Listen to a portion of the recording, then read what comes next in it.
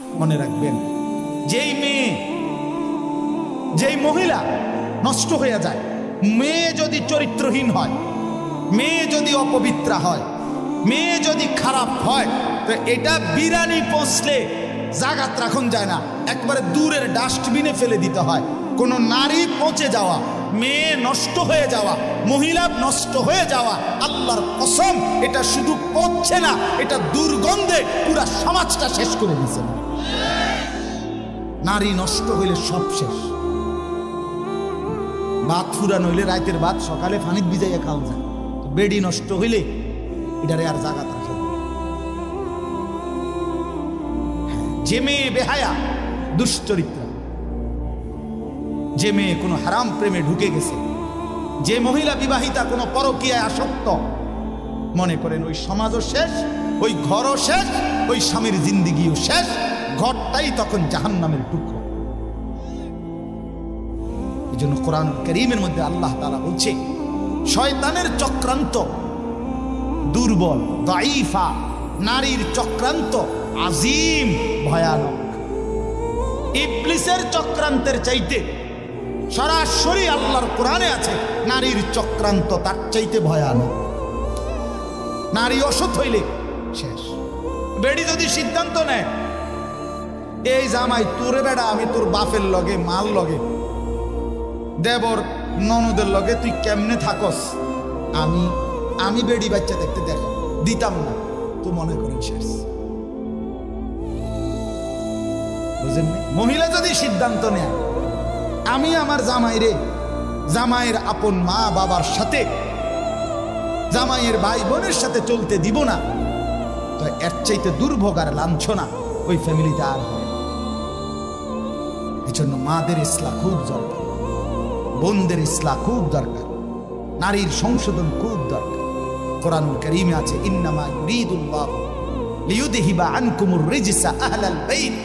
আল্লাহ বলে, নারী তোমাকে আমি বললাম, মুসলিম নারী, ওয়াকারনা ফি বুয়ুতিকুন্না, তুমি ঘরে অবস্থান করো, ওয়ালা তাবাররাজনা তাবাররুজাল জাহিলিয়াতিল উলা, তুমি বেপর্দা বাহিরে ভিন নারী, অসভ্য নারী, জাহেল মূর্খ নারীদের মতো বের হইও না।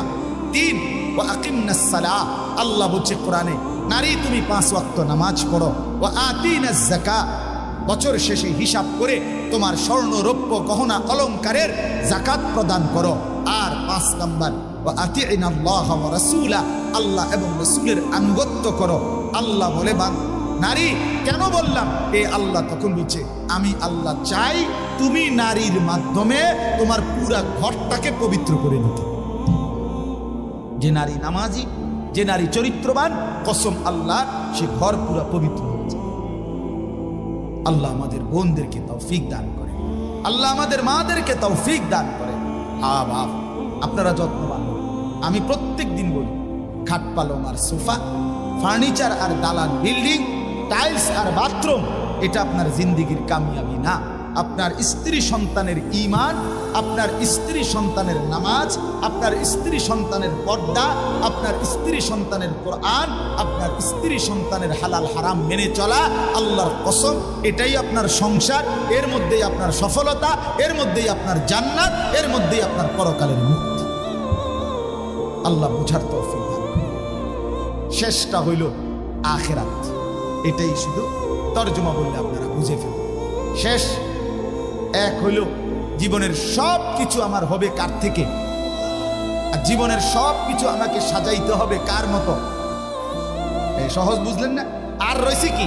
আমার জিন্দিগির আল্লাহকে সবসময় স্মরণ রাখা, রাসূলুল্লাহর মতো জীবন গড়া। কেন কেন এগুলো দরকার? কেন? ভাত মাছ চাল ডাল দালান বিল্ডিং করার জন্য না, আখিরাতের জন্য। আমার কবর, আমার হাসর, আমার মিজান, আমার ফুলসেরাত, আমার পরকাল, আমার আখিরাত, আমার জান্নাত, আমার জাহান্নাম থেকে মুক্তি, এর জন্য আমাকে তাওহীদ ঠিক রাখা, রাসূলুল্লাহর অনুসরণ ঠিক রাখা, এটা জরুরি। তাহলে আমার জীবনের 3টা জিনিস, তাওহীদ, রিসালাত, আখিরাত। বলেন আবার কোন?